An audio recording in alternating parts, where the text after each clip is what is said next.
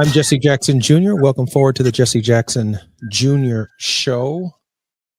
America is in complete turmoil. Some very unqualified members of the president's cabinet have been sharing text messages on war planning, war games, attacking the Houthis in Yemen, and the consequences for our national security are nothing short of extraordinary. That's what's taking place in the news today. It is going to dominate the news for a number of days, maybe even weeks, as Congress has finally developed some spine and some backbone to challenge this administration and some of the incompetent leadership that they have, well, allowed to be in various cabinet positions. Diversity, equity, and inclusion has obviously dominated the news, but those who have not had to experience the burden of having to be superior just to be equal, African Americans, we watch as some of the most unqualified people in the history of the U.S. government are now leading various agencies and departments, and there will be consequences for their lack of qualifications, including the national security of the United States. Today, we continue our History Month series for Women's History Month with none other than Reverend Dr. Jacqueline A. Thompson. She is described as a transformational preacher, dynamic leader, and ministry trailblazer. Dr. Thompson is an inspiring example of what God can do with a life committed to the call. She currently serves as the beloved senior pastor of the Allen Temple Baptist Church in her native Oakland, California. Her 2019 election made history nationwide as the first woman called to serve as senior pastor of this historic African-American church founded in 1919, 100 years after its founding. Before being called in this capacity, Dr. Thompson served as assistant pastor at Allen Temple and as youth minister at Shiloh Baptist Church in Washington, D.C., the first woman to serve in both capacities. Committed to excellence in scholarship, Dr. Thompson received her Bachelor of Arts in Political Economics from the University of California, Berkeley, the Master of Divinity from Howard University School of Divinity in Washington, D.C., and while at Howard, she received the Nannie Helen Burroughs Award for Academic Excellence and the Henry G. Maynard Award for Excellence in Preaching and Ministry. Believing in the importance of orthodoxy and orthopraxy, Dr. Thompson continued her studies at Fuller Theological Seminary in Pasadena, California, where she was awarded the Doctor of Ministry degree in African American Church Leadership. Dr. Thompson, welcome to the Jesse Jackson Jr. Show. Thank you so much. I'm excited to be here. Dr. Thompson, these are extraordinary times, and I had the great privilege of hearing you preach on a number of occasions, and so much so that I even encouraged my father to encourage those within the Democratic Party to offer you an opportunity to speak at the Democratic Convention. I thought the word, the prophetic word that you brought, the word of clarity that you brought, deserved the kind of stage that only the Democratic Party itself could bring. This is Women's History Month, but more specifically, it's obviously African American Women's History Month. And it is the month that women have brought and have had challenges, particularly in the African American community, to ascend to levels of excellence that you have achieved, if you will, or ascended to at Allen Temple. Share with our listeners in the first 3 or 4 minutes that we have left in this particular segment what the struggle has been, how important the prophetic vision of women has been, and why for such a time as this, so many of our women must step forward and be called. Again, thank you so much for having me. And I certainly want to greet those of us who are viewing us online and those who are listening by radio. Certainly, and I appreciate even your recommendation because I think that particular text that you're lifting up clarifies the moment, right? So the reality is we are living in times where giants have returned. If you know Bible, you know that whenever we tell the story of giants, we're always talking about David and Goliath, and most people think that that is the only giant that is present. But if you go later on in the biblical text, you will find that there is a subsequent generation that now has to battle those same giants. And so that is the climate and the time that we are living in. And it's critical because none of us arrive at any point of success on our own.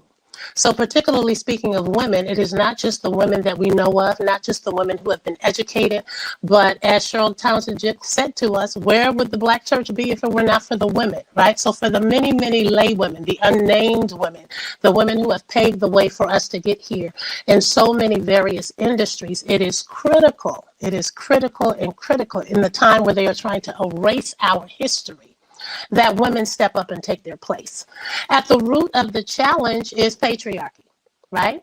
And so patriarchy is that social system. It's that structure that has benefited men, namely white men, in the area of politics, in the area of economics, you name the industry, and it is present.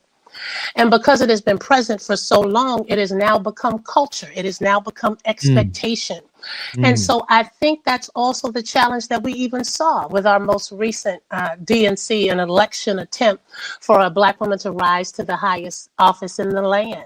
And so it becomes incumbent upon us to learn the lessons from the past, but moreover, to really coalesce and figure out what we are going to do to band together to continue to chip away at this system of patriarchy that is trying to drag us back to an era that so many of our ancestors fought to free us from. Dr. Thompson is my very special guest. Dr. Jacqueline Thompson, the pastor of the Allen Temple Baptist Church, is my special guest on the Jesse Jackson Jr. Show. When we come forward, Dr. Thompson is going to break down for us the history of patriarchy and the changes that we must make. I personally believe Democrats need to understand that Black women overwhelmingly voted Democratic this time, and Black women are the leaders of the Democratic Party. Half of the nation's country should be following the leadership of the likes of Dr. Thompson when we come forward. It's afternoon drive time with Jesse Jackson Jr. Only on KBLA Talk 1580.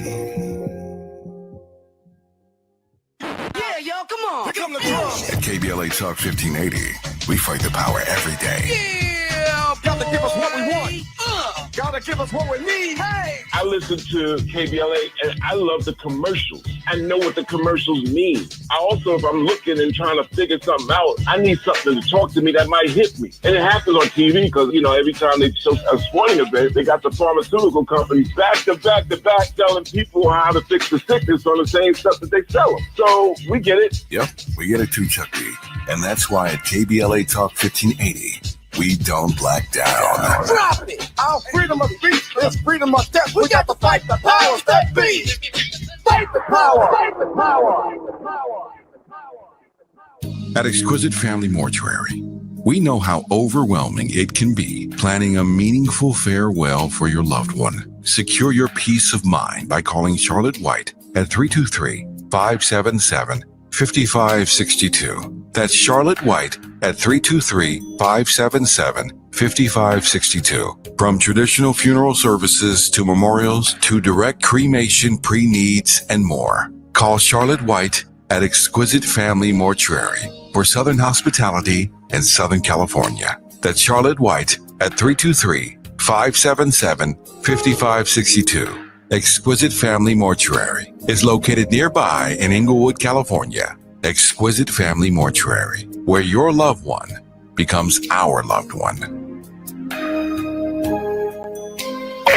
The revolution will not be televised. What's up? It is Killer Mike, also known as Michael Render, and I'm encouraging you to listen to more, not less, of Truth Time with Dr. Cornel West and Senator Nina Turner on KBLA Talk 1580. Bring spring to your door with Target Circle 360. Get all you need for Easter hosting, spring get-togethers, and more with unlimited same-day delivery through Target Circle 360. From Easter basket goodies to fresh florals, getting everything the same day is easy. Open the Target app and bring the magic of the season to your door with unlimited same-day delivery through Target Circle 360. Visit target.com/circle or the Target app for more details. Subscription required. Same-day delivery is subject to terms. Applies to orders over $35. At Charmin, we heard you shouldn't talk about going to the bathroom in public, so we decided to sing about it. Light a candle, pour some wine. Grab a roll, the soft kind for a little me time. Charmin Ultra Soft Smooth Tear. Wavy edges for my rear. So let the softness caress your soul. Just relax, you're on a roll. Let her rip. Charmin Ultra Soft Smooth Tear. Charmin Ultra Soft Smooth Tear has the same softness you love. Now with wavy edges that tear better than the leading one-ply brand. Enjoy the go with Charmin. Now back to more of Jesse Jackson Jr. on KBLA Talk 1580.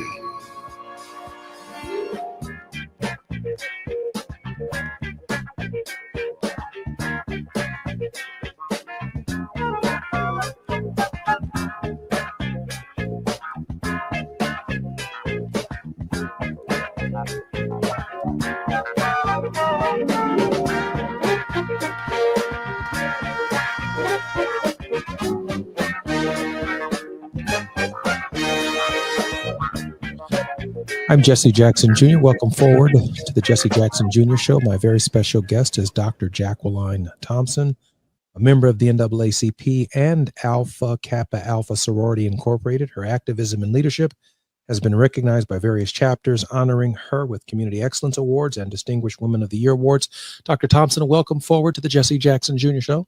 Thank you so much. I'm glad to be with you. Dr. Thompson, I raised this question of your excellence and your journey as particularly important as an example to other Black women around the country who not only overwhelmingly took control of the Democratic Party last November, but for this, in this moment where you have suggested that patriarchy itself is a challenge for all of us, but it's a double challenge for Black women. You run the Democratic Party. I mean, Black women overwhelmingly voted, unlike any other group, for Kamala Harris. And those who didn't have to share more than their share of the burden for what we are going through in the first 50, 60, or 100 days of the Trump administration for the recession, if you will. Black women have kind of now gone backwards. I don't say go backwards, but have receded back into the shadows when they have come forward and taken over a political party. Share with us your journey, but also share with us the propitious nature of the moment for which Black women must assume the ascendancy that they have earned and the leadership that you represent. Well, I think it's an interesting discussion, and it's a challenge, right? Because it's not just a double-pronged issue, it is triple for Black women. As Black women, we deal with the issue of race, we deal with the issue of gender, we deal with the issue of class. And so as you lift it up, Black women overwhelmingly, the 92% came together, coalesced, brought their resources, their skills, their gifts, their talent, their money to the Democratic Party in order to support a candidate that we felt would actually turn the country around and lead us to a brighter future as a nation. Not just about making history, but moreover, actually embodying the values that so many of us support. And so when that voice was blatantly ignored, the 92% after, and we all lobbied, right? We've all seen each other on the path throughout all of last year, whether we were online in forums like this, on the radio, whether we were in Zooms. Black women came together from all backgrounds. So to ignore that is a slap in the face to Black women. And so Black women, many Black women have said, okay, now maybe it's time for us to focus on the things that concern us. Because Black women historically, not just in this moment last year, historically, it has always been Black women who have stepped to the forefront to save the Democratic Party on the promise that if we do our part, then when the time comes, we will be repaid. There is debate as to whether or not that repayment has actually come. Right. So historically, you can start with Sojourner Truth, hit Fannie Lou Hamer, come on up through the civil rights movement, and even to what we saw with women last year in trying to support our Vice President Harris. And so Black women, I say, are they're taking a spa day, if you will. They're not, I'm not saying that Black women are not engaged. Black women are still standing on business. But at some point, self-care is necessary for self-preservation. It is difficult to sit on the bylines and to watch the things that are taking place. But at the same time, many Black women feel like we told you that none of this should be a surprise. We said to you what the risk would be if you did not listen to the voices of Black women. And so I think we have to give Black women some time to recover. We have to respect Black women's right to preserve themselves, their families, their well-being, their health, emotionally, spiritually, and financially, as well as make room for other people who some may say have been neglectful in the fight. make room for them to take their place, right?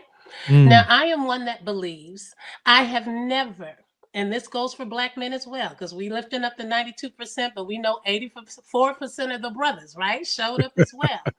I have never not seen us rise to the occasion. We always have. But at the same time, sometimes, what is it, Chinua Achebe, who says sometimes things have to fall apart in order for them to be able to come back together. And so I think Black women are doing the work that they need to do in order to be in it for the long haul. The prophetic voice of Black women is clearly the spine and the backbone of the liberation theological tradition. We hear from James Cone, we hear from Ferrer, we hear from Dyson and Aubrey Hendricks and others who've laid a foundation. But there is also this prophetic ministry of Black women within the church, particularly the Black church, to make the Black church, if you will, live up to the true meaning of its own creed. The struggle to have that voice in the Black church, there's a part of me that's really tired of hearing the first Black woman to do this, the first Black woman to do that. Please share with us your thoughts on the execution, the elevation of that voice, and why it is so critical in this moment. Well, I think Coretta Scott King was right when she alluded and said that the fight for liberation and freedom takes place in every generation. So I don't know if there will ever be a generation where you will not have to fight for the voice of women or for the voice of Black people, the voice of people of color. And so I, for one, welcome that. But I'm very, very clear that in the same way, it is possible for us to suffer from internalized racism, that oftentimes the Black church suffers from internalized patriarchy. Right? Everything is always about systems of power and control. I am blessed that I was raised in an environment. Well, on the one hand, I had a father who did not believe women should be doing anything other than teaching Sunday school and frying the chicken, right, for church anniversary. And then on the other hand, I had a very prophetic father in ministry who always believed in elevating the voices of women, always believed in the egalitarian nature of the gospel message of Jesus Christ, and created those opportunities for women, much to many, I would say, to the harm to his personal ministry. And there are many men around the nation who have done that. But I think the challenge for women in this hour, the challenge for any woman, whenever you are trying to work against a system of oppression, is the decision to show up. You have to be present. And not just be present, you have to be willing to take up room. You have to be willing to continue to allow your voice to be heard. And you have to recognize that at some point, you don't know where you are in the struggle, right? So as scripture says, some plant, some water, but God gives the increase. And so I remember, I just have to share this story with you. I was 12 years old, sitting in the balcony at the church that I'm now blessed to pastor. And there was Women's Day. You remember Women's Mission, all the women wore white. So I'm in the balcony, probably didn't want to be there, afraid of my mother, but we were going to be in church, right? And it happened to be Women's Mission Sunday. And there was a woman by the name of Dr. Arlene Chern. She was a Baptist woman in ministry out of Philadelphia. And she mounted our pulpit, had all white on with a white hat. She had a deep, rich, resounding voice. And I remember when she opened her mouth to speak, she was like my first Beyonce, right? So she was my first Beyonce. She preached, the church erupted. I had no idea that what I was feeling was seen. That when I looked at her, I saw myself. So that's why it is so crucial in these days and times that we continue to show up. And so I take my hats off to Jasmine Crockett. I take my hat off to a Maxine Waters. I take my hat off to all of the Black women that continue to be vocal and continue to be unruly and continue to break those stereotypes to remind people that we are still here and that the future may very well lie in that 92 and 84% that showed up. I'm sitting here with my mouth wide open, like, wow.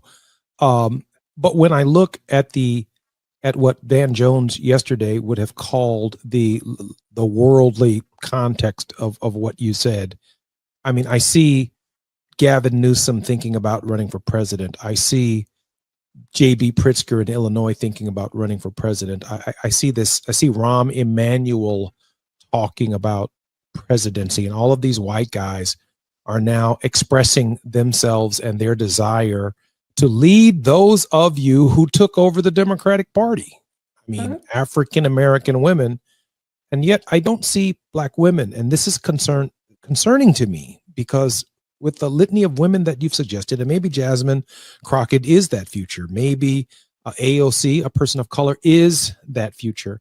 I am profoundly concerned that, when my father was told, Jesse, don't run, why are you running, in 84 and 88, he said that, we shouldn't just have a trailer at the Democratic Convention where, a few black issues are discussed and we're trying to get it on Mondale's speech, a paragraph or two about black folk. We shouldn't just be trying to get in Dukakis's speech a paragraph or two about black folk and help him draft that paragraph. That it was important that we be there, which is why I know that Reverend Jackson wanted you to speak at the Democratic Convention, because they wanted your voice to be there.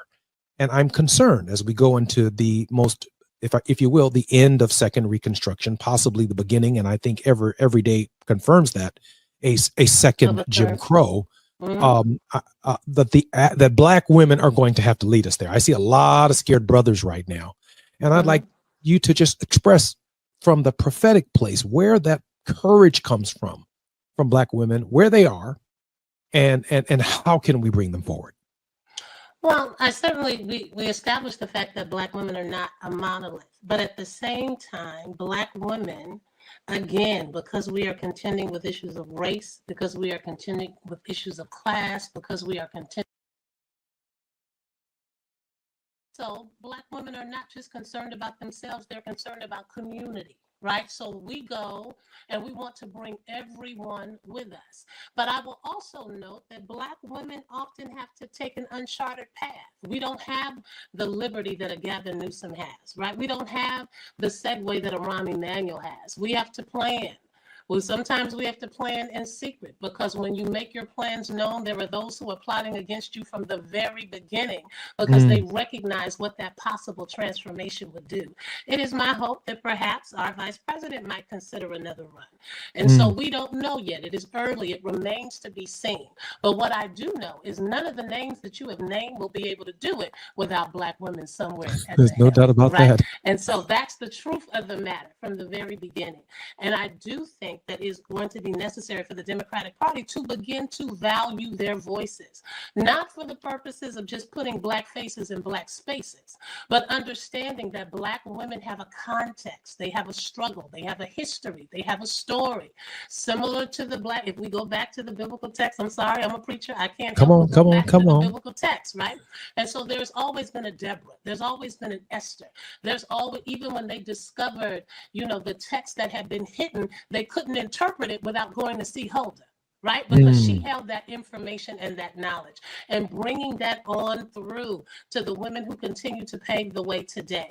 It's necessary not just to be satisfied with black women's labor, because we have never had a problem with black women offering their labor, but actually respecting their labor and giving them place and title and resources in exchange for the labor that they have given. So what we're experiencing now is black women simply saying we are not going to continue to be used as modern day slaves to help bring about a change for people who do not honor who we are, honor our humanity, honor our voice, and honor what it is that we've brought to the table. People want to know, what do you bring to the table? We build in tables. The tables that the party rest on the backs of black women, right? Yes. And so prophetically, we have to begin, and this can go into a whole nother conversation about white Christian nationalism, but prophetically, we have to realize that Jesus always walked among the least, the lost, and the left out. And so we have to begin to cause our leadership to look like the party that we wanted to reflect. Right? We have about a minute and 30 seconds before the hard break. Yes. Your thoughts on white Christian nationalism and what it represents in this hour? Well, white Christian nationalism for me, as I said, is not Christian at all. right? But what it does represent is the idea that whenever there is any system of oppression, it is always undergirded by a theology. And what it does say to us is that as African-American preachers, teachers, thinkers, and scholars, we have to really begin to reimagine, dig in, analyze the way we interpret scripture, what it is we're preaching across our pulpits, who we lift up as viable voices who are able to speak into our community. You talk about Dr. Dyson, right? And so Dr. Dyson, along with Dr. Freddie Haynes, they're always the ones who remind us that you can't preach Martin Luther King over the pulpit and have John MacArthur as your commentary. Right? Absolutely. Because whoever is informing and interpreting scripture for you is going to inform what's being preached across the pulpit. I'm Jesse Jackson Jr. You're listening to the Jesse Jackson Jr. Show. Dr. Jacqueline Thompson is a gifted preacher, administrator, published author, traveling and ministering extensively nationally and internationally, often in areas and arenas previously uncharted by women. She's a trailblazer, and she's making room for more African-American women to be in leadership in the United States. I'm Jesse Jackson Jr. When we come forward, Dr. Jacqueline A. Thompson. It's afternoon drive time with Jesse Jackson Jr. Only on KBLA Talk 1580.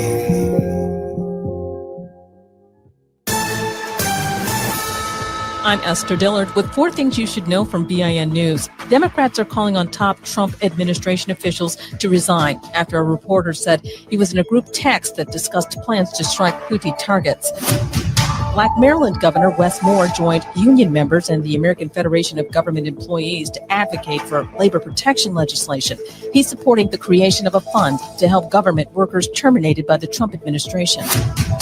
Black Texas Congresswoman Jasmine Crockett is under fire for apparently mocking Governor Greg Abbott, who is confined to a wheelchair after a tragic accident in his 20s. Y'all know we got Governor High Wheels down there. Come on now. The Black Democrat made the comments at an event in Los Angeles over the weekend. And the Queen of Soul, Aretha Franklin, was born on this date in 1942. Get BIN News on demand 24/7 at BINnews.com.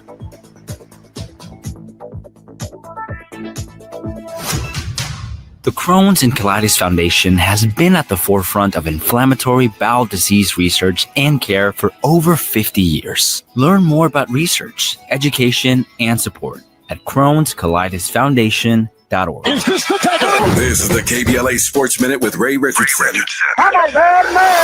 There was an ugly side to USC star Juju Watkins' season-ending knee injury Monday night at the Galen Center. As painful as it was to see the All-American from Compton go down, many USC fans made it much worse by targeting Mississippi State players with angry comments and insults. The tension caused by USC fans almost led to a post-game brawl between USC and Mississippi State players during the handshake. Denham DeShields and Chandler Prater were the 2 Mississippi State players defending Watkins when she went down. Neither player was charged with a flagrant foul. Watkins' knee buckled before DeShields and Prater made incidental contact with Watkins. Everyone is agonizing over Watkins' injury, but it's unfortunate and unfair to blame DeShields and Prater. Both were simply making a basketball play that happens all the time. No debates, no speculation, just the info you need. That's your KBLA Sports Minute. I'm Ray Richardson. More news, opinions, and conversation when we come forward on KBLA Talk 1580.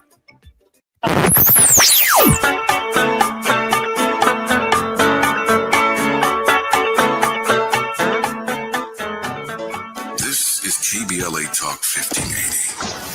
Talk radio that's music to your ears. We're unapologetically progressive. KBLA Talk 1580. We've got a lot to talk about. Hi, I'm Zoe Williams, a.k.a. the voice of reason, encouraging you to join me weekdays from 7 to 9 p.m. for the world's most intriguing relationship radio roundtable. Every night, I facilitate and encourage our loyal listeners to participate in the most engaging relationship discussions you'll hear anywhere. So make it a point to rendezvous with me, Zoe Williams, the voice of reason, Monday through Friday, 7 to 9 p.m. Pacific Standard Time. Trust me, your relationships will never be the same. The VOR is on fire tonight. Unapologetically progressive. KBLA Talk 1580. We've got your black. At Exquisite Family Mortuary, we know how overwhelming it can be planning a meaningful farewell for your loved one. Secure your peace of mind by calling Charlotte White at 323-577-5562. That's Charlotte White at 323-577-5562. From traditional funeral services to memorials to direct cremation, pre-needs, and more. Call Charlotte White at Exquisite Family Mortuary for Southern hospitality in Southern California. That's Charlotte White at 323-577-5562. Exquisite Family Mortuary is located nearby in Inglewood, California. Exquisite Family Mortuary, where your loved one becomes our loved one. You're listening to Jesse Jackson Jr. on KBLA Talk 1580.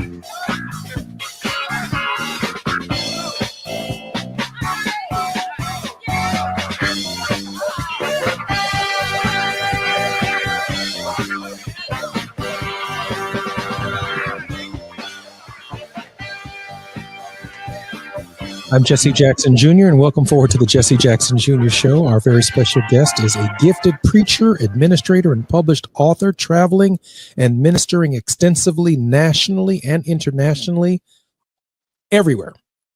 She is currently on the teaching staff of Berkeley School of Theology in the area of public theology and preaching. Her mission is the transformation of lives of others and is humbled by every opportunity to serve. Dr. Thompson, welcome forward to the Jesse Jackson Jr. Show. Thanks again for having me.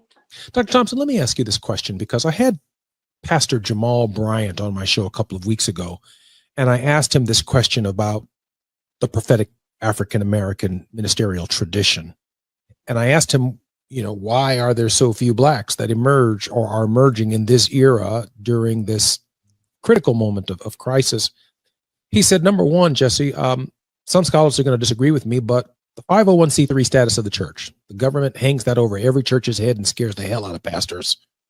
Then he said, no other black pastor wants to go through what Jeremiah Wright went through and having their reputation just thrown out the door after decades and decades of service and serving and preaching.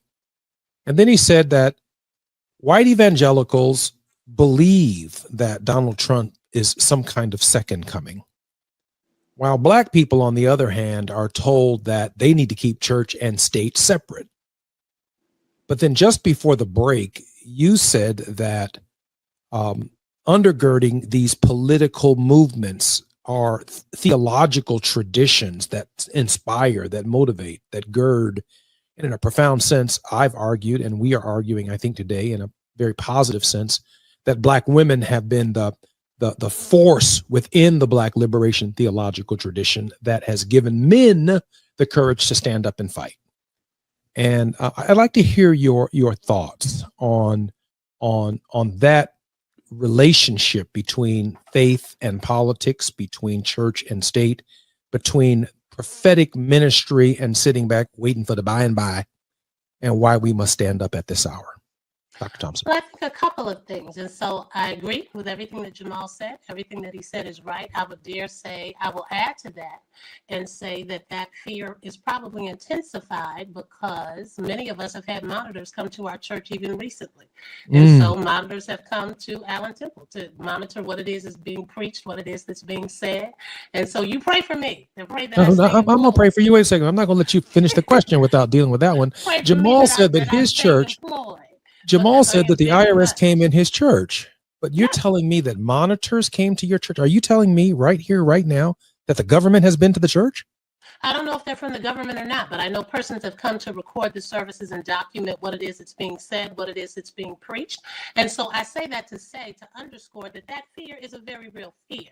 But what I will also say is this: there are two different theologies that I think that are preached and that undergird the response of white evangelical churches and the majority of Black churches. I will say that. I will put it that way. And I think what undergirds a lot of African American churches is this idea that there is efficacy in suffering.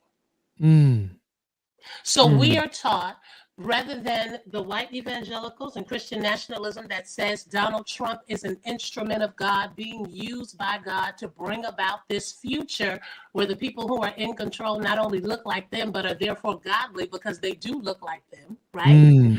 But on the other hand of that, we as a people in the history of this nation have always been challenged with making sense of our suffering. And so the preaching that we have heard, whether it's been on plantations, at the Hush Harbor, through all the Reconstruction, through Jim Crow, civil rights, Black Power, Black Lives Matter, it has always been the task of the preacher, help people make sense of what they're going through and what kind of God would allow it. Right. And so you have people trying to formulate, is God angry? Is this God's judgment? And there are so many that don't have the tools, don't possess a hermeneutic of suspicion, are fearful of saying that we don't serve the same God.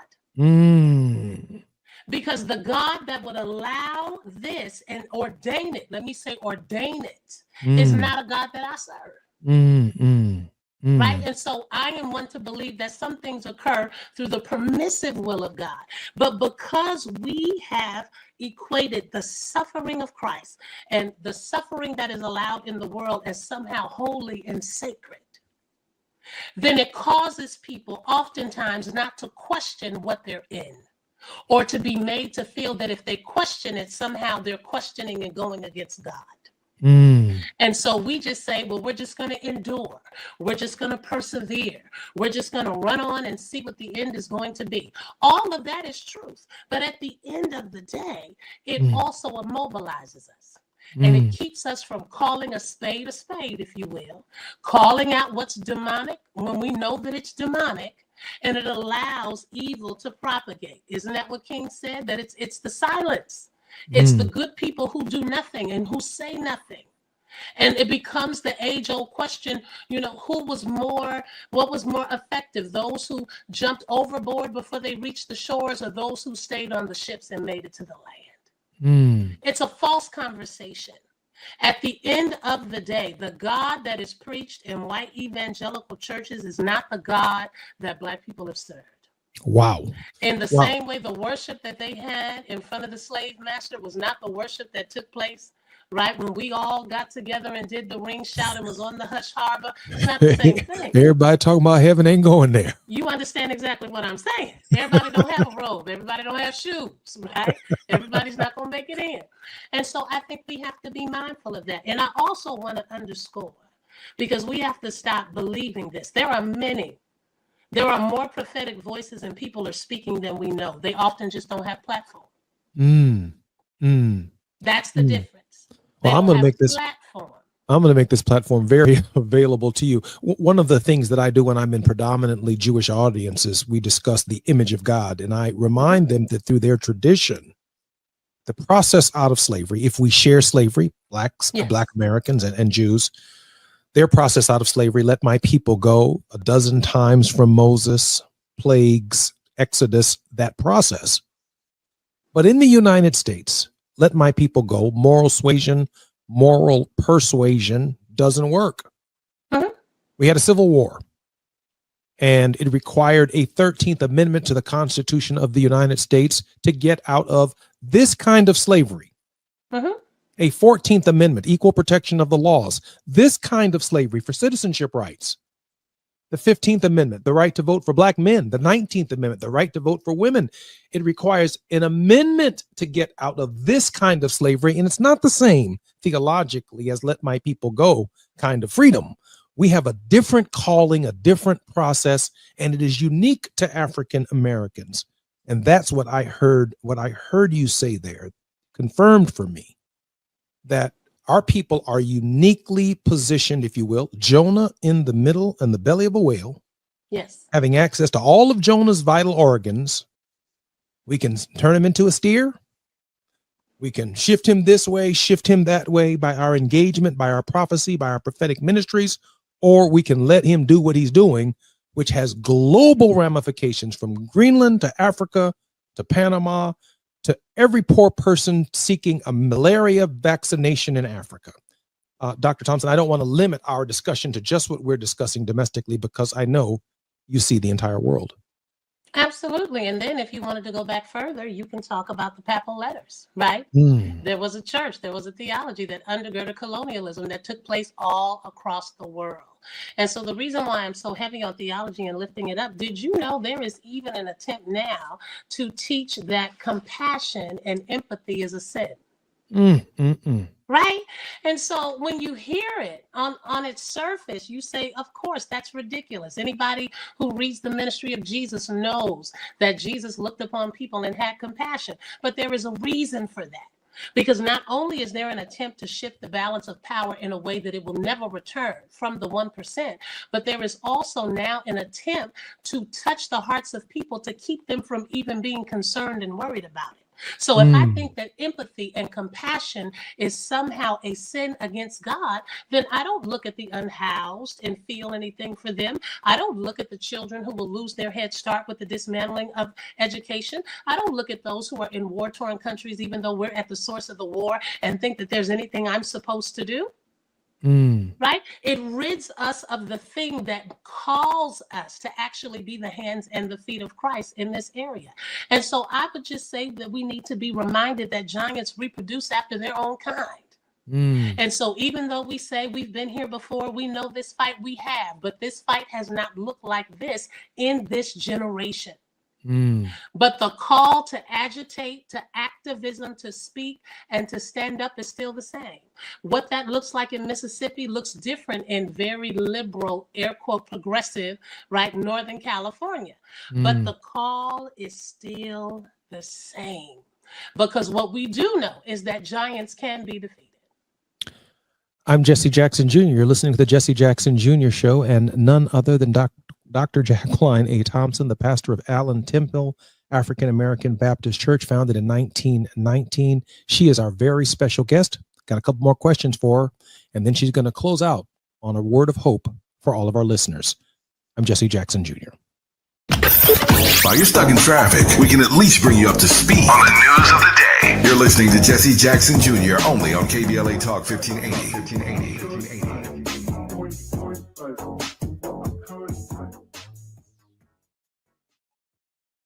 We ask seniors how to prevent Medicare scams.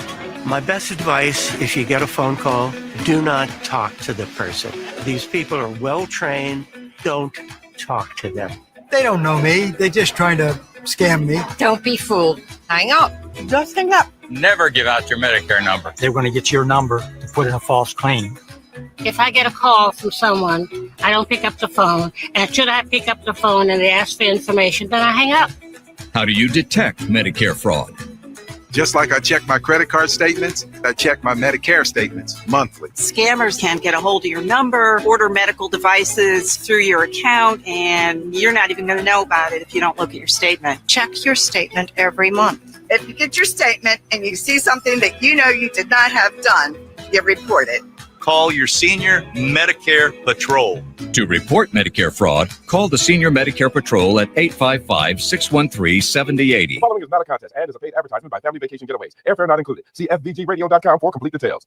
If you want a 100% complimentary stay at a luxury resort in Cancun, airfare not included, then Family Vacation Getaways is your ticket to paradise. See website for complete details. We're giving away 5 days and 4 nights to the first 50 callers who can name an animal that lays eggs and is not a bird. An animal that lays eggs and is not a bird. Do you know it?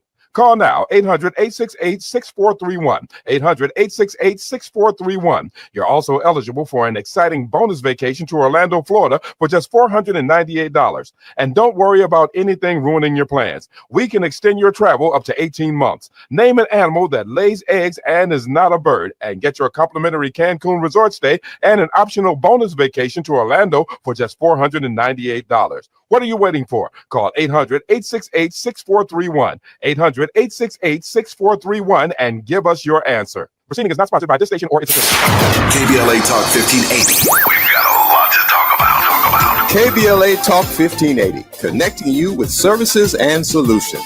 Worried about eviction? You have rights, and Stay Housed LA can help. Stay Housed LA is a partnership between LA County, the City of Los Angeles, and local service providers. From Lancaster to Long Beach, we're here to help you with tenant education workshops, legal clinics, free legal services for eligible tenants, and online resources about tenant protection laws. Don't face eviction alone. Call our hotline at 1-888-694-0040. That's 1-888-694-0040. Or visit stayhousedla.org. Stay Housed LA, keeping Los Angeles residents in their homes. Stay Housed LA, your rights, your home, our community. This is a community call to action from KBLA Talk 1580.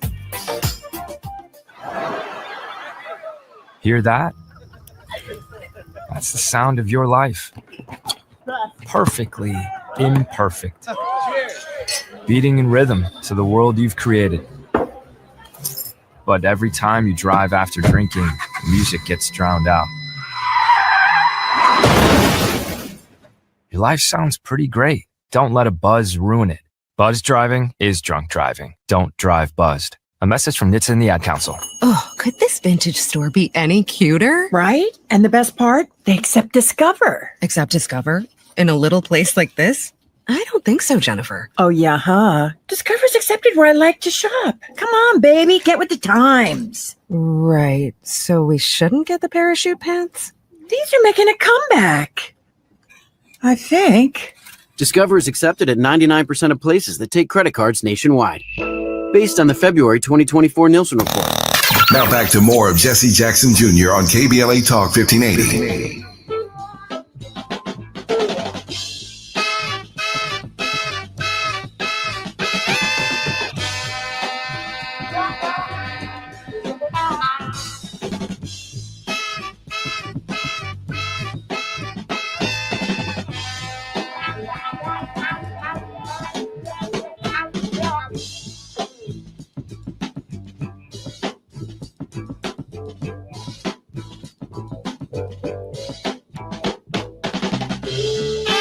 I'm Jesse Jackson Jr. Welcome forward to the Jesse Jackson Jr. Show. Our very special guest for the last hour has been Reverend Dr. Jacqueline A. Thompson, the pastor of Allen Temple African American Baptist Church. She is its senior pastor, and I'm so grateful that she's taken this time to be with us on the Jesse Jackson Jr. Show. You know, in this final segment, Dr. Thompson, people are scared.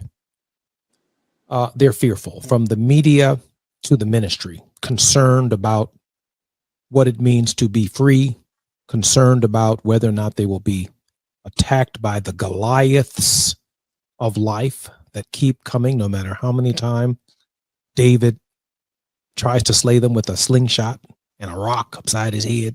He keeps coming back. Evil keeps coming back. The apostasy. How do we stop it? How do we encourage people to move beyond their fear and hold on to that thing, that essence, that hope, that sense of spirituality, that role that God or that divine being plays in our lives to give us that strength? Work with us in our final 10 minutes. So loaded, but such a great question. And so if you allow me, I'll go from the practical, right, and theoretical to the spiritual. Take your time. I am encouraging people, one, to pace themselves. I am a news junkie. Anyone who knows me, my church knows, my denomination knows, I was a news junkie. But I had to make a conscious decision to begin to filter what I was taking in. So that would be my first counsel. Filter what you are taking in. right? We are human. We Mm. can only consume so much bad news at a time, particularly when we are living in a time when the chaos and the disorder is intentional for the purpose of causing overwhelm. So at some point, decide how you're going to get your news. Maybe you need to download an app, right? Maybe you need to join a text message group, but you can't remain glued to it because it does have an effect on our physical person, our emotional person, our spiritual person. 2, it is critical during this time, and I hear my brother, Dr. Michael Eric Dyson, talking, revisit our history. There are so many of us that do not know the ins and outs of our history. I, for one, find history inspiring. And that's why it's critical that we have to stand up and speak against the erasure that is taking place. Because if you look at our history, the amazing, astounding, incredible things that we have been able to do through human will and faith in partnership is inspirational and informative to this time. Right? And so I think we can draw inspiration from the fact that so many of our Black colleges were founded in the basements of Black churches, that so many of the institutions that have kept us were started with next to nothing, with simply a people who believed that it was possible and it was God's will. Right? The third thing I would say is that we have to begin to restore our communities. And whether that community is your family, whether that community is joining a community of faith, but now is not a time to be solo dolo, right? You're not to be out here on the river by yourself. That you need to be joined and connected of like-minded people, people who share your values, people who you can be transparent with. And for me, that's what church is. Church is the place where I can come in, right? Scream, holler, get it all out, receive. Where else can you do that, right? They just canceled the Cowboy Carter tour because the tickets was too high, but you come to church for free, right? Give an offering during offering time. And they will sing you happy, preach you happy, give you an opportunity to serve. And then moreover, find your place. Find your place. And so oftentimes we think we have to be doing what others are doing. But we all have our own lane, our own place, our own call, our own purpose. But we have to make a decision to engage where we are. All politics is local. So here where I am in Oakland, we're in the midst of a local election with an incredible Black woman, Congresswoman Barbara Lee, former Congresswoman, who is now running to be the mayor of our city, along with the best ever, by the way. She was wonderful to serve with. Best ever. So, and so we're engaged in that conversation because we realize that if we're going to have an effect nationally, that there's some things that are going to need to be in place locally. So find your place in these days and in these times where you can make your contribution. And then, of course, for me, scripture is always an inspiration. And I've been sitting with Hebrews, which, of course, was written to a persecuted people, right? A people who was absolutely going through it. So right there in that 10th chapter, the writer says, don't throw away your confidence. If we give up, the battle is already won. If they think we've given up, the battle is already won. The writer says, don't throw away your confidence. Then it goes on to say, because we have never been a people who shrinks and are destroyed.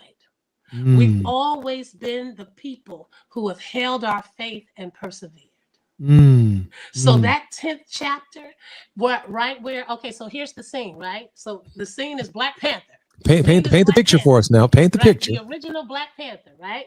And so now T'Challa, he has to battle for the kingdom. And we see it. He comes down off the ship. All of our people, our ancestors are there. Beautiful Queen Mother Angela Bassett.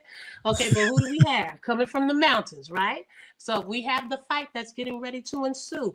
Right when it looked like the battle was going to end and T'Challa was going to use his mother, Queen Mother, stood up and said, remember who you are. That's what she said now. And it was something in her calling his identity forth in him that caused him to have strength. Yeah, we get it. It might have been about the purple flower, right? But it was something else that she was speaking to. And so that is my call to us. Remember who we are. The descendants of a Nat Turner.